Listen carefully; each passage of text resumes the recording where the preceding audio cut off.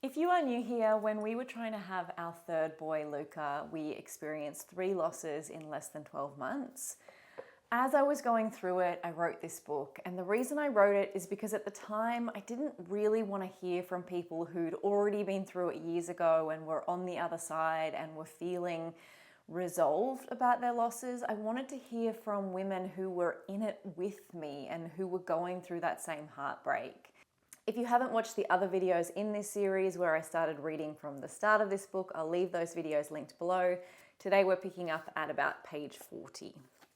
Oh, and for context, the first third of this book is written in journal format. So this was taken directly from my journals at the time.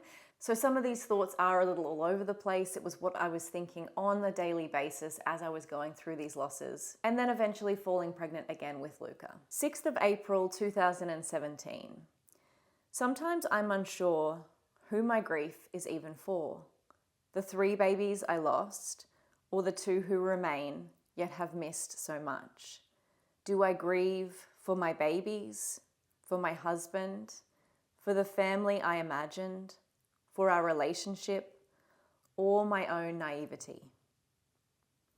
7th of April, 2017. Every morning I think, today will be the day my motivation will return.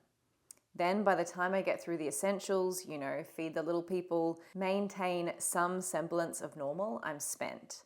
I literally have nothing left to care about anything else. But maybe that's okay. Maybe that's how it's meant to be. I'm trying not to beat myself up on the days where survival is all that I can manage. And this was a big theme for me when I was grieving. I remember just feeling so exhausted all the time. And now when I look back in hindsight, I think, gosh, Bettina, give yourself a break. You were postpartum to start with, so you had that big hormonal drop. After we have a baby, our hormones are at their lowest possible, so that was contributing. Plus the grief. Grieving is exhausting. Your entire being is focused on that sadness, and holding that is really tiring. So while a part of me can sort of hear myself trying to talk myself into being gentle, I know I wasn't that gentle at the time. I was really still pushing and expecting more of myself. 10th of April, 2017. Things I know to be true today. 1. Running for the first time in a year bloody hurts, everywhere. 2. It is impossible for me to think about how sad I am when I'm running. 3. Post-running high is worth how much I intensely dislike the actual running part. 4. Running is excellent at shaking off blah feelings. 5. Running is a legit way to get 40 minutes of not having to hear, "Mom, I'm hungry." 6. It's unlikely that I'll be able to sit down tomorrow. 11th of April, 2017. I feel like life used to be simple. Previously, when I wanted to do something, I probably mulled over it for a minute, maybe even less, and off I went. Once decisions were made, I mostly just kept moving. Regardless of how things turned out, I just dealt with whatever challenges came up as they came up. I don't remember ever questioning myself the way I did and why I did it. Now, I don't believe there's a single thing in my life that I haven't questioned in the last month. Friendships, social outings, the way we spend our time, the way we spend our money, our relationship, our work, our house. Of course, most of it is probably because I'm totally avoiding having to think about the biggest question of all. Will we try again, or are we done? I can't even go there at the minute. That question is on the shelf. I thought this would be a complete relief. Instead, it has just given me 11 billion questions about everything else in my life. Why am I doing this again? Is all the time I put into this worth it? Do I enjoy this? What would life look and feel like if I didn't do it? Is this right for us anymore? Maybe a big change would help. Maybe this is a bad time for any changes. Am I going crazy? Is it good to be questioning everything in life, or should I just be accepting what is? Of course, I don't want to wake up at 60 and realize I just did what I thought I was meant to do, only to realize that I had actually a lot of choices that I didn't bother making.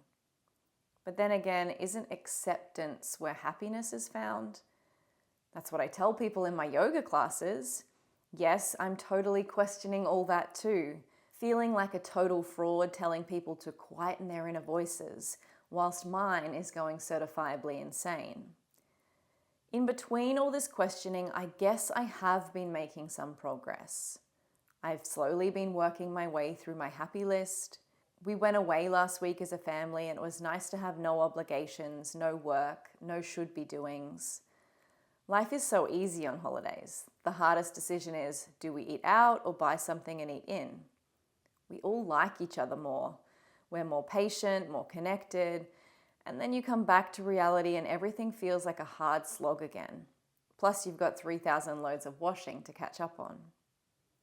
I've been trying to keep that holiday feeling going, in particular staying off my phone because God knows that little smart device is often the reason for my overwhelm.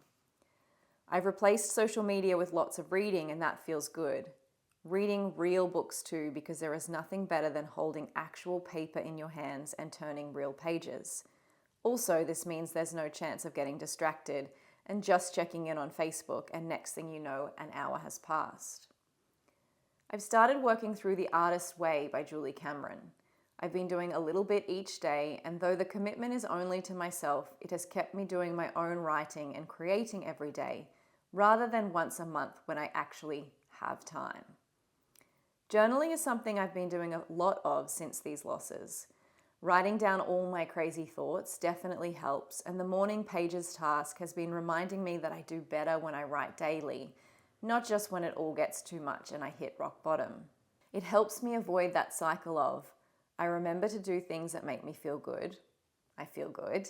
I do more social things. I get tired. I start letting the stuff that keeps it all together go, i.e. eating well, not relying on caffeine, moving, writing, giving myself time to sit and feel. I crash and burn from emotional overwhelm and feel like I'm drowning in grief and the anxiety of it all. Yep, it's a super fun cycle, one that I need to stay on top of to keep myself out of. 13th of April 2017. It's Good Friday, although it doesn't feel very good. Perhaps I'm just in a bad mood today. Why is it that any big days now just remind me of what I don't have and where we should be by now? Easter reminds me that this time last year I felt like I had everything. I was pregnant and just about to go to Bali. I had no idea how much pain was in store for us over the following 12 months. I almost feel like that life belonged to a different person. I don't remember what it was like to feel like her anymore. And this makes me sad and also a little happy, which I realize probably makes zero sense. 14th of April 2017. The changing seasons now feel like personal affronts, painful reminders of time passing, forgotten dreams, and lives not lived. 15th of April 2017. I met with a good friend of mine today and she said something that really pushed my buttons. She was talking about her relationship and said something along the lines of, I've just realized that all of these situations and events really mean nothing and I'm the only one giving them a negative meaning. So now I'm just choosing to go on with what I'm doing and not give negative meaning to meaningless things.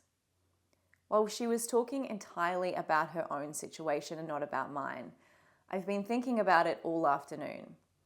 Are the things that happen to us completely meaningless? Does nothing have meaning until we assign it?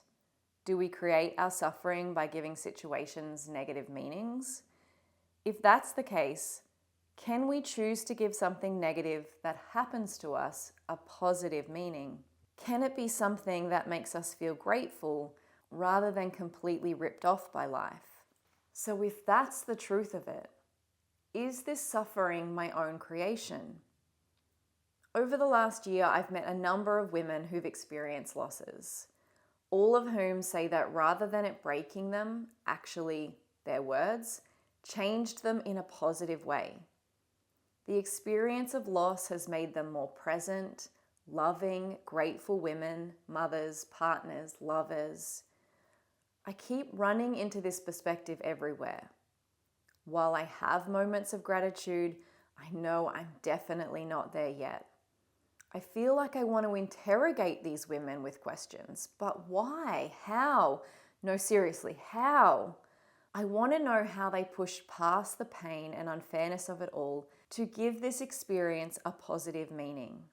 How have they come to not only be grateful, but where they have reconciled the fact that it was never meant to be any other way? I'm not sure I'll get there yet, though I feel like the path is getting clearer. I feel like I need to get to a place where the meaning of all of this is something I can live with, where I no longer feel like I have to ask, why me? Because it will be, of course, me, and I'm okay with that. I guess it's like any of the bad stuff we experience in life: separation, death, betrayal, loss, divorce, hurt, breakdown. It feels like hell while we're going through it, but we always seem to find a way in hindsight. We find a way to reconcile the lessons of why we had to go through it to get where we are. We decide what it will mean to us, and we find a way to create our own healing and to make our own peace with it all. That one, that post about, at the time, wanting to scream at people, how are you still okay and alive and happy and living despite all of this pain and loss that you've been through? And while I want to recognize, first of all, that the fact that I ended up having another baby after this definitely contributes to feelings of being okay. But something that I haven't shared elsewhere actually is that I have had more losses since.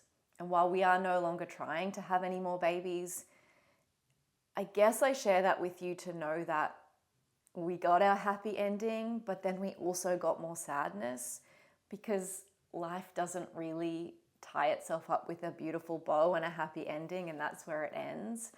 Even after the joy of having our rainbow baby, there was more heartbreak to come. And I guess I share that with you now because I want you to know that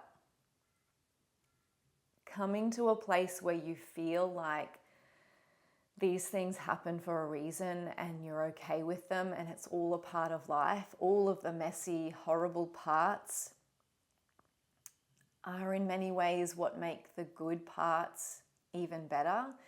And gosh, I know if you are in the depths of loss and heartache, that's a really hard thing to hear. So instead, usually when I'm sitting with women one-to-one, I do a lot of sessions with women after losses or those who are trying to conceive.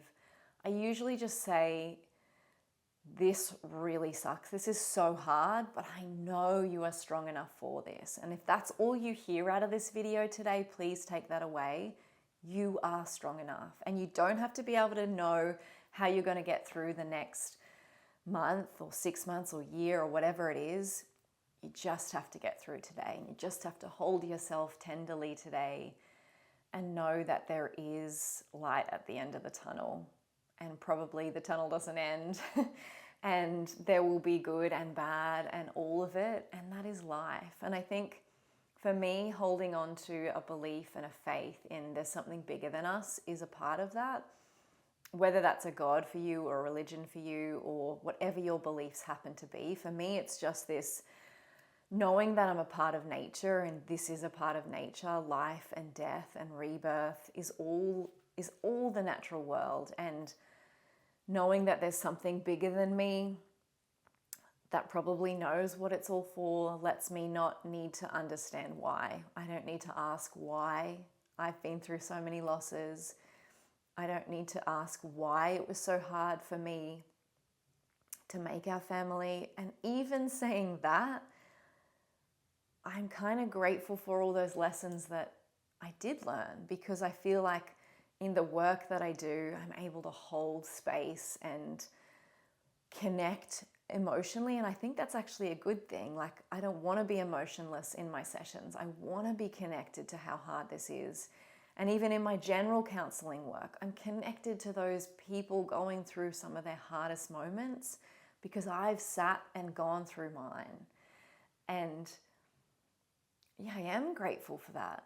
I wouldn't wish a loss on anyone, but I am grateful that I got through it, and I am grateful that these were my experiences, and I'm grateful for the perspective that those losses gave me, because I mother in a different way, I love in a different way, and I think I show up in my work in a different way because of those experiences.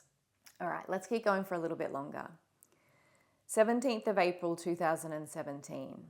She woke each morning and stretched lazily, her hand instinctively finding the round curve of her center. Each morning she was gifted a brief moment before she remembered the truth of her own loneliness. 19th of April 2017. It drives me crazy how I can be going along okay, feeling like I'm getting somewhere with my grief, and then bam, out of nowhere it slams me back down. Suddenly I'm a distracted, crying mess who can't seem to focus on anything for longer than a minute. That's me today. I thought I was doing okay. I had been taking the time to do things just for me. I'd been spending time writing and creating. I'd been slowly readjusting my work so that I could feel positive again. I had plans to do some work today, and instead I've spent most of it laying on the couch or the bed crying. Andrew thinks I've totally lost the plot. He is not saying as much, smart man, but I can see it in his eyes. They say, "How can you go from where you were yesterday to here?" I wish I knew. It could be hormones, I guess, or perhaps that is just a convenient excuse for this raging, destructive feeling I have inside me. Despite the fact that I feel like I want to run away from myself, I know the only way past these feelings is through. So I'm going to make myself a cuppa and do a meditation. It's actually the last thing I want to do, sitting still and feeling this shit, but I think it's the only thing that might just work. I think this entry is quite interesting because if I remember right, I don't think I was quite into cycle awareness yet and living by my cycle and understanding how my hormones were affecting my mood. And this was sort of the start of it, starting to realize like, whoa, I was fine yesterday and then something's happened today. And through moving through grief, that process was a part of what opened me up to working with my cycle. So now if you've been here for a while, you've seen my work around moving in alignment with your cycle and understanding how your cycle is impacting your mood and your emotions and your energy levels. And then also using your cycle as a guide to live your healthiest, most fertile life. So I think this is really interesting because I think this was probably the start of me starting to wake up to, oh, like there's something more going on here. And my ability to cope with those feelings of grief definitely ebbed and flowed throughout my cycle. 29th of April 2017. She wandered the house, unable to focus, every few moments seeking distraction in something new, each task quickly losing its shine as her mind inevitably wandered back to her sadness. She was always shifting, moving, looking, busying herself in defense, because she knew that in stillness, the darkness would drag her under. All right, before I read this next one, just open your heart and mind. I'm just going to preface it with that. We get a little bit woo-woo in this entry. Bear with me. 11th of May 2017. I almost didn't go to counseling today. I've been feeling good. I've been feeling lighter and happier. I feel insanely in love with my little family. Right here and now, life feels really good. I ask myself, do I really need this? Truthfully, my answer was no, I don't need this, but I want it. Unlike every other time I've been to counseling, I wasn't at breaking point. I was feeling on top of things for a change. I wanted to make sure that I wasn't just burying my hurt down so deep I couldn't feel it anymore. I've actually come to a place where I'm okay with feeling the hurt of losing these babies. And even as I write these words, I feel a little bit like, who the hell am I now? Only a few months ago, I would have been raging against a statement like that. But the hurt is so entangled with my feelings of love for them that I don't want to lose that either. Both are important to me. I would scoff at the disgusting positivity of it all, but now I understand. If you don't and you find yourself raging, please let yourself rage. I understand that too. On the drive to counselling, I ran scenarios in my head. I envisaged telling her how well I was doing and us not having much else to talk about. I also imagined the opposite scenario where she picked apart my story and showed me how I wasn't doing as well as I thought. Very early in our conversation, she explained how she felt like today was an ending, a conclusion to something, though she wasn't sure what. She looked to me for an answer, but I had none. Later, she mentioned that today was full moon in Scorpio and how it carries the energy of trials and tribulations and the lessons we take from it. When she went on to say this energy repeats again in October, it was suddenly very clear why I was here and what this ending was about. It was the full moon in May 2016 when I delivered my tiny 16-week-old Orion. Still gets me. He was meant to be due in October, Scorpio energy. I've come to believe that the two losses I experienced after Orion were because I hadn't dealt with my feelings of losing him. Primarily, the guilt I felt. Whether this has any bearing on my ability to carry another, I don't really have the answer to that. This is not me beating myself up for not dealing with that first loss. I don't blame the past me for what happened. In fact, I actually think it all happened exactly as it should. All three losses were meant to bring me to this place where I feel okay with all of it. I feel ready to live again from a place of acceptance. I'm ready to surrender to all that life involves, the good and the bad, the love and the hurt, the joy and the incredibly painful. Just before I fell pregnant this last time, I remember my mantra was, open my heart, open my heart, open my heart. I remember at the time I was intending that I wanted my heart to be open to the possibility of a new baby. Ironically, the universe delivered, just not in the way I had intended. My third loss cracked my heart wide open. It was the most painful thing I'd ever experienced, and yet I find myself grateful for it. I love more deeply now. I'm more painfully aware of how fragile it all is, and I want to soak it all in, not seek distraction from it. During the energy work part of our session, our moods were both lighter than usual. Normally I don't talk and simply lie with my eyes closed. This time we chatted about life in general, hers and mine. Then it happened. I can only explain it as I experienced it, and I'm fully aware of the woo-woo factor of this explanation. She had her hands on my belly. We were mid-conversation and we both stopped. I felt like I was suddenly in a vacuum. There was no sound. It felt almost like time stopped for a moment. And as soon as it began, it was over. She stopped massaging my belly and said, "Wow, I don't know what that was." She took a moment away from me as if trying to gather her thoughts. I'm not really sure, but I think that might have been a walk-in. I had no clue what she was talking about, but I knew whatever had just happened was nothing I'd experienced before. I explained to her what I'd felt. She replied, "Yeah, I think a year ago something walked in and whoever it was just walked out." By now, I am mildly freaking out. My entire body was covered in goosebumps. I don't get the feeling that this was a negative walk-in. She went on to explain that sometimes a higher being will walk in and take over. It felt angelic. We went on to chat about this further and what it might mean. I can't tell you why. I did warn you we were headed into total woo-woo territory, but this explanation feels right to me. A year ago, I gave up. It felt too hard, too much. I didn't feel like I could go on living the life I was. It wasn't that I felt suicidal in any way, but that I just couldn't do any of it anymore. Apparently, I didn't have to.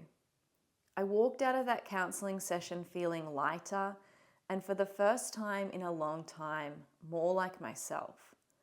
Not necessarily the me that I was before all of this happened, but a wiser, stronger version. I immediately wanted to cut all my hair back off to my short pixie cut, which I suddenly realized I'd been growing for exactly a year. Even now, I can't explain that particular session. My counselor at the time was amazing. She had this amazing mix of the traditional counseling and psychotherapy, the talk therapy, with all the different modalities. And then she also worked with energy. So for half the session we would talk, and then for the second half of the session I would lie on the table and it would be part massage and touch and part energy work. And this really heavily inspires my own work too now.